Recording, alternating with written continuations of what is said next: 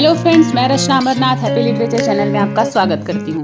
तो फ्रेंड्स, इस वीडियो में मैं डिस्कस करने वाली हूँ Marxism and literature, and these are the topic which I am going to cover in this video. Will start by understanding the meaning of Marxism. तो Marxism socio economic and political theory है जो Karl Marx और Friedrich Engels के ideology पर based है, और इस ideologies के हेल्प से हम हिस्ट्री को, सोसाइटी को, इकोनॉमिक कंडीशन को जज कर सकते हैं किसके थ्रू? क्लास स्ट्रगल और conflict between ruling class and working class. The key concepts in Marxism include historical materialism, then mode of production and alienation. So what is historical materialism?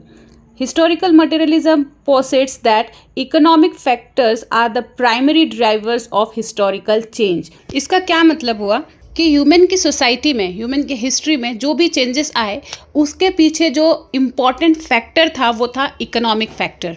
ये सारे class struggle movement, ये सब जो भी है उसके पीछे सिर्फ इकोनॉमिक फैक्टर है। जो बड़े बड़े रेवोल्यूशन हुए हैं उसके पीछे भी इकोनॉमिक फैक्टर है।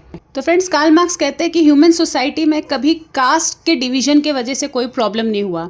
एक्चुअली में जो डिवीजन है, एक्चुअली में जो डिफरेंसेस है वो सिर्फ क्लास का डिफरेंसेस है, पैसों का डिफरेंस है, ना कोई जेंडर का डिफरेंस है, ना कोई कास्ट का डिफरेंस। तो अगर कोई फाइनेंशियली स्ट्रांग है तो वो किसी भी कास्ट से बिलोंग करे या फिर किसी भी जेंडर का हो, उसे कभी कोई एक्सप्लॉइट नहीं करता। और लेकिन अगर कोई गरीब है तो फिर चाहे वो ब्राह्मण ही क्यों ना हो, फिर चाहे वो मैन ही क्यों ना हो, उसे कोई भी एक्सप्लॉइट करता है, उसे स्ट्रगल करना ही पड़ता है।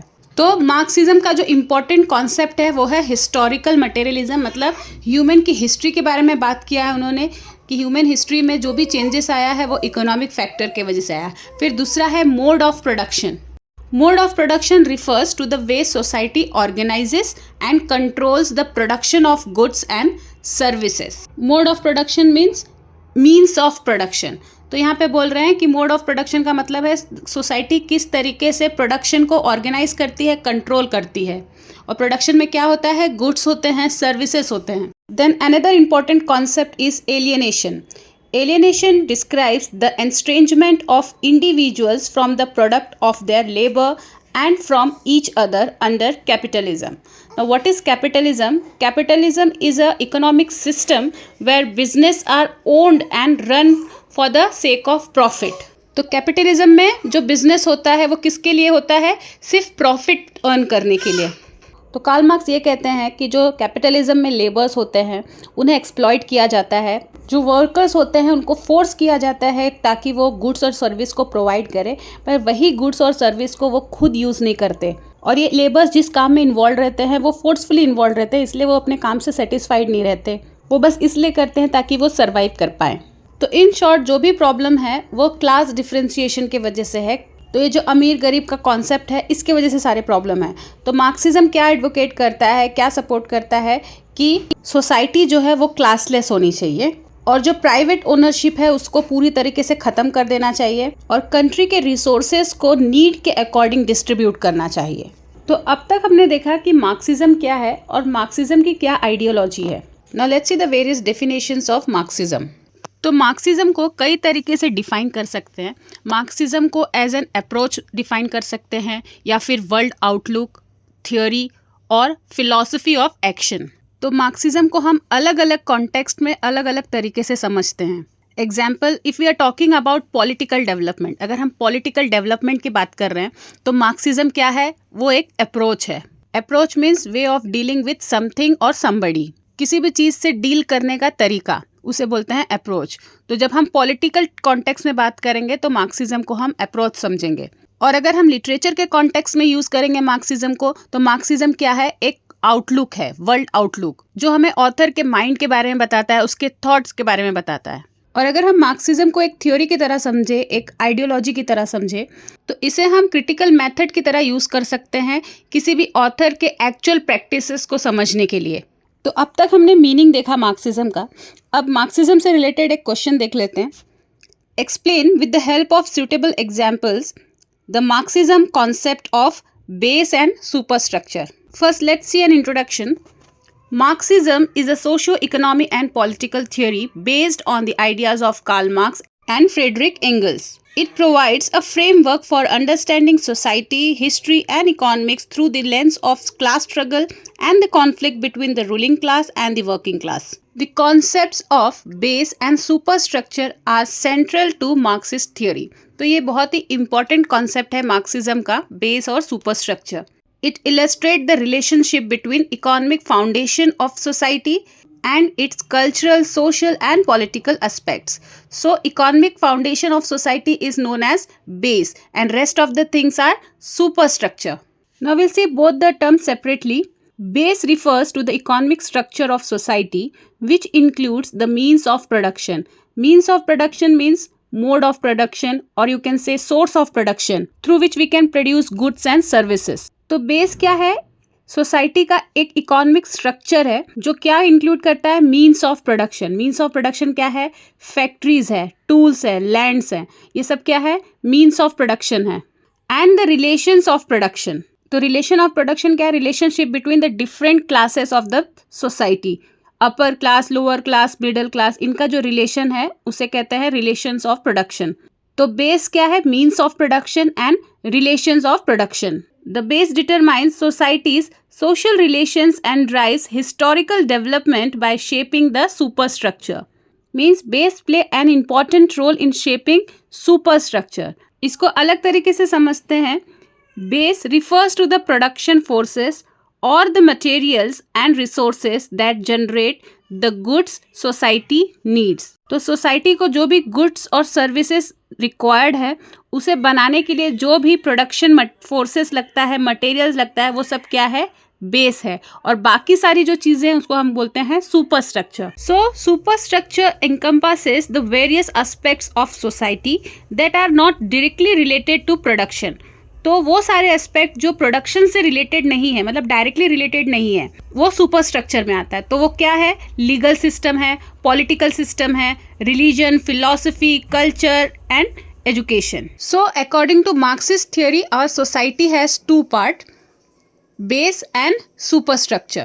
Base consists of all means of production, whereas superstructure refers to the society's other relationships which are not directly related to the production, like our legal system, political system, religion, philosophy, culture and education. These elements are shaped by economic base. Means superstructure is determined by base structure, और कभी कभी base structure भी super structure से influenced रहता है. Marks argued that the base determines the super structure in that the economic conditions of society influence it's loss, ideas, state apparatus and culture.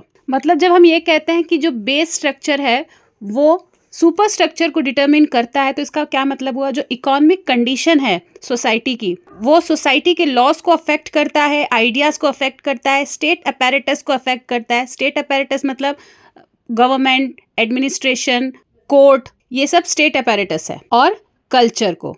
However, the superstructure also affects the base. मतलब base तो superstructure को affect करता ही है, लेकिन कभी कभी superstructure जो है वो भी बेस को अफेक्ट करता है.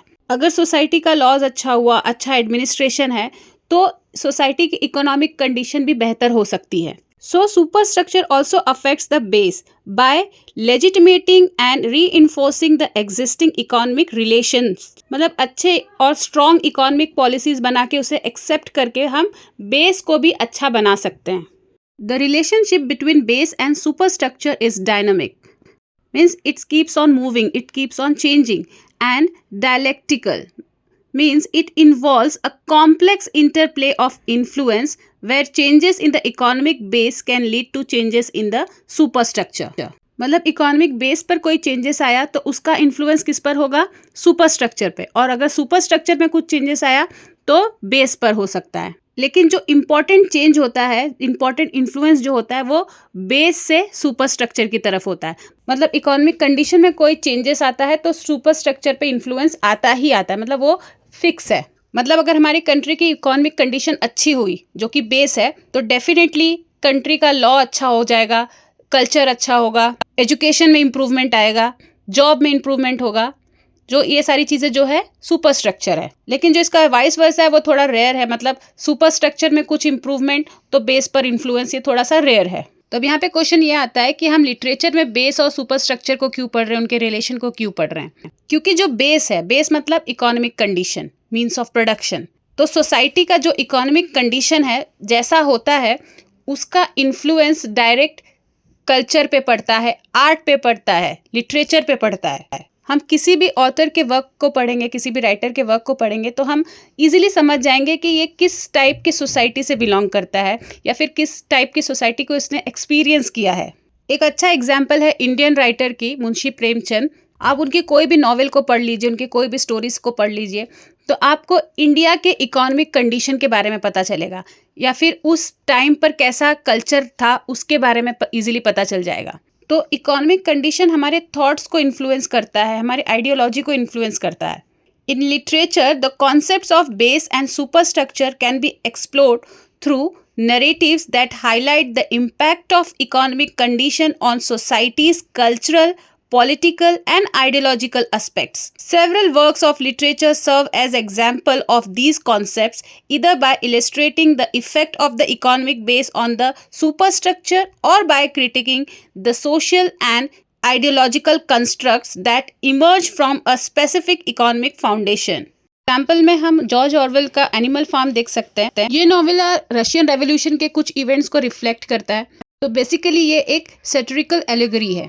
This novel allegorically critiques the corruption of socialist ideals in the Soviet Union, demonstrating how power structures, part of the superstructure, can become corrupted and how ideology can be manipulated to serve the interest of a ruling elite, reflecting back on the economic base through the maintenance of power and control. तो इसमें क्या कह रहे हैं, जो ruling elite होता है, मतलब जो पैसे वाले लोग हैं, जो पावरफुल लोग हैं, वो किस में आएंगे, इकोनॉमिक बेस में, क्योंकि वो कौन है, मोड ऑफ प्रोडक्शन है, वो लोग सोर्स ऑफ प्रोडक्शन है। तो ये पावरफुल लोग जो हैं वो आइडियोलॉजी को मैनिपुलेट कर सकते हैं, और आइडियोलॉजी क्या है, पार्ट ऑफ सुपर स्ट्रक्चर। तो फ्रेंड्स, इस वीडियो में बस इतना ही। अगर आपको ये वीडियो अच्छा लगा, आपके लिए हेल्पफुल है, तो प्लीज़ इसे लाइक कर दीजिए, चैनल को भी सब्सक्राइब कर लीजिए।